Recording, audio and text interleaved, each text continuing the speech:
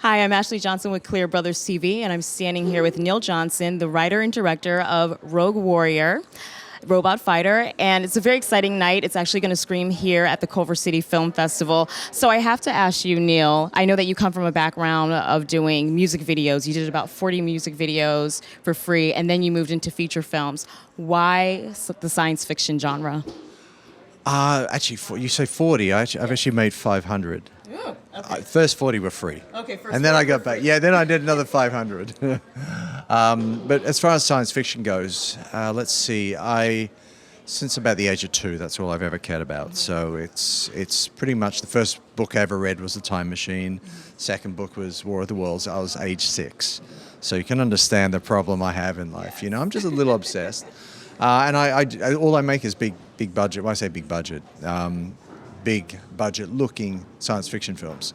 And that's really all I care about is, you know, doing big epic sort of stuff. I'm just not made for doing basic dramas or, you know, nice comedies. I like watching romantic comedies and things like that and art films. I mean, I watch so many different movies. But for me to spend 1 or 2 years or 3 years making something, it has to be something that's in my heart. And that's why I make science fiction films. That's pretty much it. Absolutely. Definitely has to be a passion project. And in terms of Rogue Warrior, Robot Fighter, I know that we have semi-seen the concept before. It reminds me a little bit of the whole Terminator franchise, but with you behind it, it goes to the next level, completely different. Why did you decide to write this movie, direct this movie, which is so relevant in our time right now with technology? Just everyone's so focused on technology. Yeah, you know, it's funny with it. It always seems like it's a certain type of movie, you know, and I mean, they have to find a sell and a spin on it. I don't know how to explain it apart from it's something like Star Wars meets Mad Max, because it's very post-apocalyptic, but it's proper science fiction where you go to outer space. So unlike Terminator, which is kind of, you know, in Los Angeles, this one you go to different planets, like multiple planets, and you know, it's a whole developed universe. And the good thing about Rogue Warrior is we managed to develop that into a television series. So it's the TV series is called Age of Darkness. And we've already shot, let's say another 3.5 hours worth of material.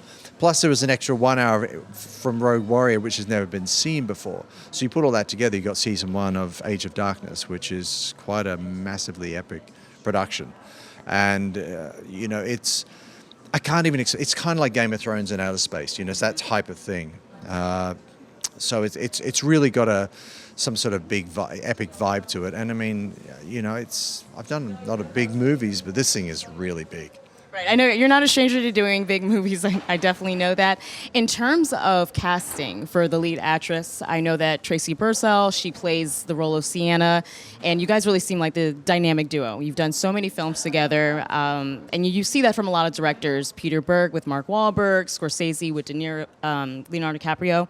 What are you so drawn to in terms of Tracy's work ethic or just the way she develops a character? What makes you continue to work on and on with her on all these projects? Well, I have actually worked with a lot of really famous, well-established actors, and the problem is they're always busy, and they're always really expensive. And Tracy's of that caliber, but she's really committed to the project in the sense that, you know, I had to get her on board.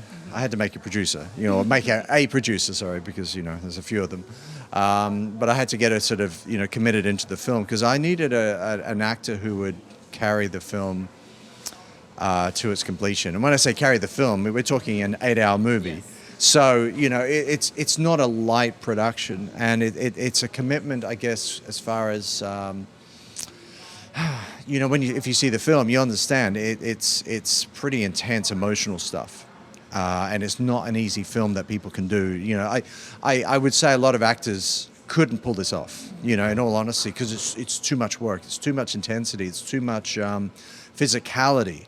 You know, it's in the brain, it's physical, it's this, it's that, it's everything else. I mean, we have a lot of, shall we say, Oscar nominee actors who've seen it and said, wow. You know, and they say, well, I want to work with Tracy Bursell because she's so amazing. But they say in the same breath, I couldn't do that movie myself. It's just too much. You know, it's too intense in so many ways.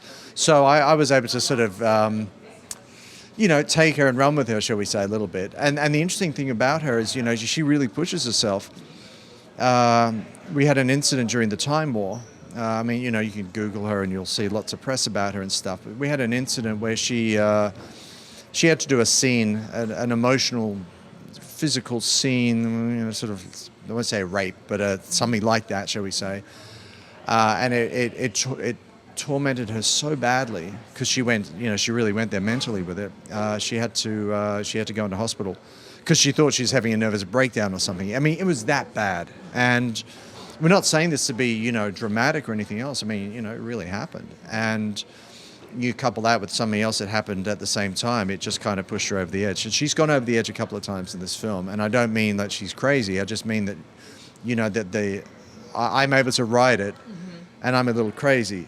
So if I ride it, she suddenly becomes, she takes on the character and she lives it. And when you're living that level of intensity, it can push you over the edge. She's kind of like a female Nicolas Cage, except that she's more, I won't say legitimate, she's more centered in a lot of the stuff she does, but she'll push herself when she needs to. And so it's a pleasure to watch her when she just goes ballistic on camera. So, it's that type of thing, and people love watching her.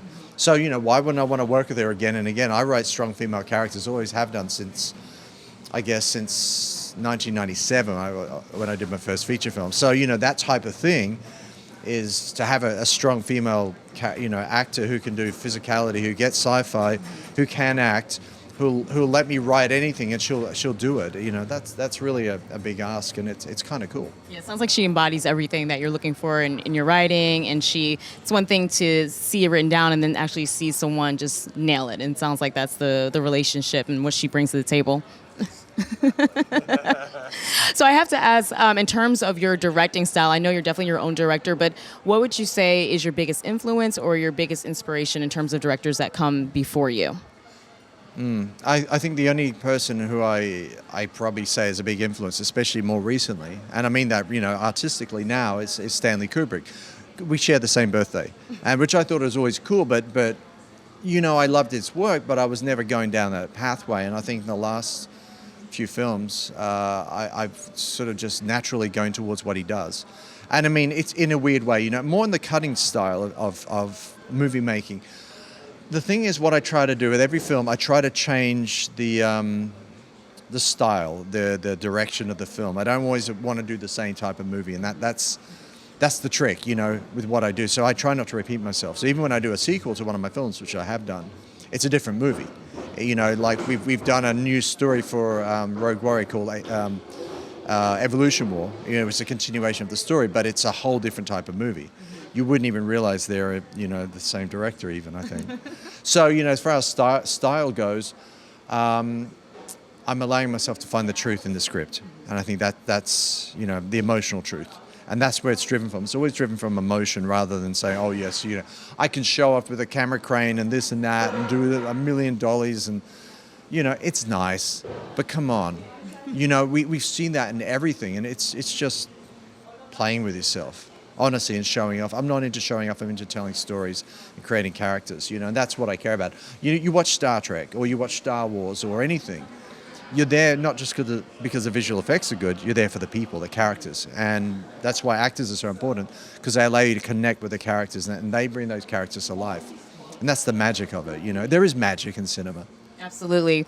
I know you definitely have the element of drama that you expect from your actors to bring to sci-fi movies. So that's, I think, one of the biggest things that separates you out from a lot of directors that are now doing sci-fi. You really want the heart and soul to be there, which is definitely appreciated. And in terms of some of the conditions, because I understand there was some moments on set where it was very hot and a lot of different elements. What was that like working through with the actors? Did you go harder on them? Did they work through it? What what happened at that point in time? Well, back in 2003, I had one actress get very angry at me because we were shooting in 125-degree temperatures, in the desert. Well, in this film, we got to about 134, I believe, in one scene. And it literally involved, she had to fight these robot things in the desert. I mean, that sounds like a low-budget movie, but yeah, she had to do this. So what we did, it was 134 degrees, as in the back of the Salton Sea. So we literally do a take, and we get inside the truck, turn the air on, drink iced tea, then do another take, then get back in the truck. And I mean, it was literally that sort of crazy stuff, and the camera didn't break down. This is one thing I want to do a little shout out to Red cameras because. You can do that. Yeah, we had I shot that on the Red Epic, and the thing did not overheat. And I mean, I was shocked because when I shot 2003, I had a camera overheat on me out in the desert. So Red has been actually really nice in creating really good pieces of equipment because we do punish our cameras. So yeah, it's kind of a thing where the weather is. I guess a little bit part of the film. If you get a sandstorm, we use it in the film. If you get rain or snow, we've got all these. We use it. We try to use the elements. The other week we were shooting up on. As you know, there's fires in Malibu and pretty much wiped out everything, including where we were shooting. So we thought we'd do a scene up on the burnt mountain. And then it started to rain, and of course this is great. We were using the weather as part of the scene, but it looked good. Tracy got a little ill from it, but you know how it goes. She's a trooper. She's a trooper. Yeah. But it doesn't mean you have to. You still have to respect the person and not abuse the privilege of having a hardworking actor. Let's just say. Absolutely. Well, thank you so much for taking the time to join us before the actual screening here at the Culver City Film Festival of Rogue Warrior, Robot Fighter. And I know there's going to be a lot more great things from this movie because it was already in the mix for the Academy 2017. So definitely be on the lookout for it. Thank you so much, Neil.